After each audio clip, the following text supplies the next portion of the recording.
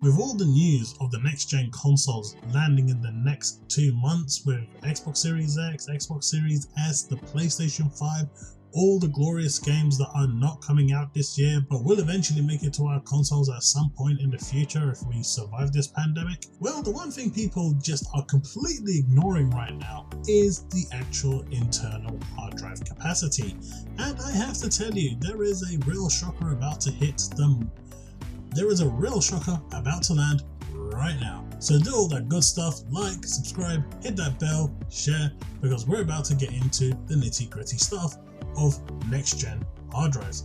Now, I'm well aware that you can actually buy an external hard drive that will allow you to simply cold store your games and transfer them over. The question that we don't have an answer to right now is how long it actually takes to transfer a game from an external SSD to an actual internal SSD. This is something that hasn't been demonstrated yet, neither by Microsoft or by Sony. In fact, Sony hasn't shown much, but hard drive space is going to be a real issue. Microsoft has released this memory card that you're seeing here, and it's basically £200. And I know people are crying about, oh, it's because it's proprietary and because it's this and because it's that. But the simple fact is, regardless of it being proprietary, it's £200. The tech around that storage device is about the same price. And honestly, tech doesn't come cheap. People wanted instant loading. It ain't coming cheap, guys. It's gonna be expensive. Don't think Sony's option is gonna be £50 or £20 or £80. That's gonna be equally as much, if not more expensive, considering that tech doesn't even exist yet in the open market.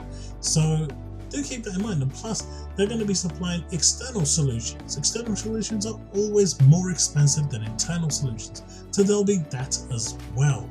Now, the question remains between the two is whether you can actually take your external drive, take it to a friend's house, plug it in, and continue playing from where you can. I don't know about Sony if they will allow that sort of thing. I do know, however, that the Microsoft one does, and that is where the memory cards shine. However, let's get to the nitty-gritty stuff. Now, a lot of people have been looking at the hard drive spaces, and Xbox Series X is offering 1 terabyte, whereas the PlayStation 5 is offering 825 gigabytes, and the Series S is offering 500 gigabytes. Now, as you can see, they're getting lower and lower as you go along. However, the Series S is in a unique position where it doesn't need as much storage, and I will get to that in a bit. But let's look at the Series X to start with. The Series X has a 1 terabyte advertised storage space. In reality, what you're actually going to get is 931 gigabytes. Now, based on leaks from the OS and instant resume storage allocation, which is one of the selling features for Microsoft's Xbox Series X, you are going to lose around 130 gigabytes for that feature. Again, it still needs to store that data if you are going to use that feature. Therefore, you're looking at realistically around 800 gigabytes of storage space when you take it out the box. So out the box, that is what you're going to get, 800 gigabytes. That is enough to store a number of games. Obviously, if you're looking at games like Destiny, which is supposedly around 70 gigabytes, Call of Duty, if you have the complete package, is looking about 140, 150 gigabytes. Or you could look at games, much smaller games like Falconer, which will probably be less demanding on the hard drive space. An example of this is Astrobot, the new PlayStation 5 pre-installed game, taking about 3 gigabytes worth of data. So storage will really depend on game to game, but expect the high profile games to be somewhere in the region of about 60 to 100 gigabytes. That I think is fair. PS5 on the other hand has 825 gigabytes advertised. Now remember, advertised is just the raw size of the hard drive. What you're actually going to be getting is 768 gigabytes, which is only 32 gigabytes less than the Series X counterpart. However, that is not accounting for the actual PS5 storage. Now, this picture was leaked showing that the PlayStation has 660 gigabytes left. Now, with Astro Boy taking 3 gigabytes, it's safe to assume that it's 664 if you deleted Astro Boy from the system, which means that the PlayStation 4 is using 104 gigabytes for the operating system and the functions, and you actually have now left 664 gigabytes. If you decide to delete Astro Boy, I'm not sure why you would, but if you don't, then you have essentially 660 gigabytes out the box because that game does come pre-installed. So right now we're looking at 800 gigabytes with the Xbox Series X and 660 gigabytes on the PlayStation 5. Now, this is actually a pretty big marked up decrease from the Series X. This is 140 gigabyte.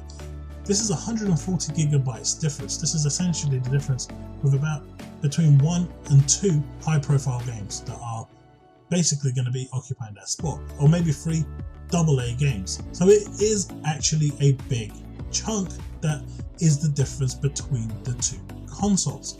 Now we finally come over to the Xbox Series X, and I know a lot of you are going to be laughing at that 500 gigabyte advertised. And honestly, you may be right, you may be wrong. However, from that 500 gigabyte advertised, you're only getting 465 on the actual machine. Now, if we take 130 gigabytes based on the leaked OS and instant resume that was from the Series X, it may actually be smaller here, but I just don't see it. The operating systems should be the same. So I'm going to go on the same system. You're essentially left with 335 gigabytes, which is, pushing to almost half of what Sony is offering with their 664 gigabytes. Of course, that seems like a very, very minuscule number. However, what you need to remember with the Series S, which is why I said this one was a bit different, is that all game file sizes will be 30 to 40% less than that on the Series X due to non-requirement of 4K textures. 4K textures take an enormous amount of space, and most games are going to be targeting 1080-60. Games like Rainbow Six, which are not big, the environments aren't huge, can aim for that 1440-60, but their environments aren't big, so it's not going to be taxing on the hard drive space. But on average, every game will be 30 to 40% smaller in size. So let's use Halo Infinite as an example here. If that comes out and it's 100 gigabytes on the Series X, on average that should be 60 gigabytes on the Series S in the best scenario. In the worst scenario, it'll probably be about 65 gigabytes, but that is a lot of saving space. You are saving an enormous amount here, which basically puts the Series S in a better position when it comes to actually storing more games on your internal drive.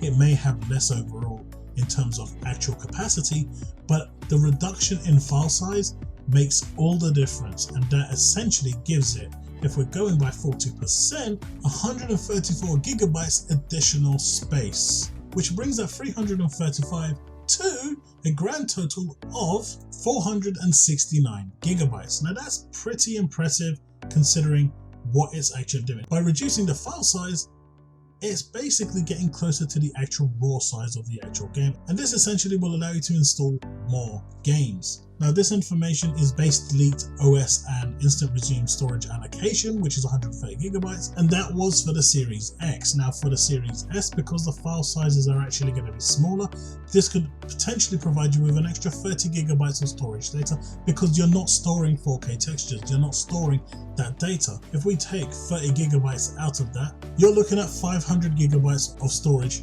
for your Series S. Overall, the Series S is in a fantastic position where it can probably store more games on its internal drive than the Series X and the PlayStation 5. So I'm not too worried about the file size when it comes to the Series S. However, the PlayStation 5 does only have 660 gigabytes of storage space, and that isn't much, guys. I kind of wish more people would be talking about this, because with the prices of the actual hard drives, it does seem that both the Xbox Series X and the PlayStation 5 are retailing the consoles at £450 each in the UK, but they're really just going to be pushing that storage solution ever more. Yes, I'm fully aware that you can actually use external storage, but like I said at the beginning, if it takes 45 minutes to transfer one game from cold storage to my console, that's a problem, and it will be a problem for many people, and that will be enough to entice people to say, you know what, screw this, I'm going to buy one. And that is exactly what Microsoft and Sony are hoping you will do. We'll find out sooner or later what the actual transfer speed is. I'm hoping it will be fast. I'm going to be testing this out because I bought myself a shiny new cold storage SSD because I'm not paying $200 for a memory card, not just yet anyway. I've already spent $1,000 on buying the Series X and the PS5, so that's enough spending for me, but hopefully we'll get those answers soon enough. But I just wanted to talk about this because I don't see it being spoken about, and though we're all looking forward to the next gen consoles, and people on Twitter anyway at least are going absolutely batshit crazy on allegiances, I don't even know why, but the biggest thing that we're not talking about right now is storage space. And right now, Microsoft with their 800 gigabytes at least is giving us something workable. If Godfall and COD uses 120, 150 gigabytes each, that's half your storage space gone on 2 games. And you're gonna install those games on your internal. You're not cold storing those. If you're buying a PS5 and you're buying those games, you're buying them to play.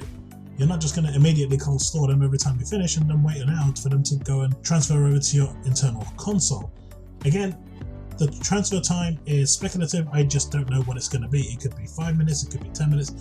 Judging by the amount of time the PS4 takes to transfer from internal HDD to my SSD, it's a nightmare. And when I go from SSD to my internal HD, it's a nightmare. It takes forever. So I'm basically making an educated guess based on that. I don't know, guys. You let me know in the comment section below. Let's have that discussion. And I hope you enjoyed the video. If you did, support the channel, support the video. Hit that thumbs up. Hit that subscribe button, hit that bell to stay up to date with all content I release. Check out my other YouTube channel, Chaos Prime ZYT. You'll see it now on the bottom of your screen. Check it out. That is my other YouTube channel where I cover looter shooters. So thanks for watching, and until the next video, remain legend.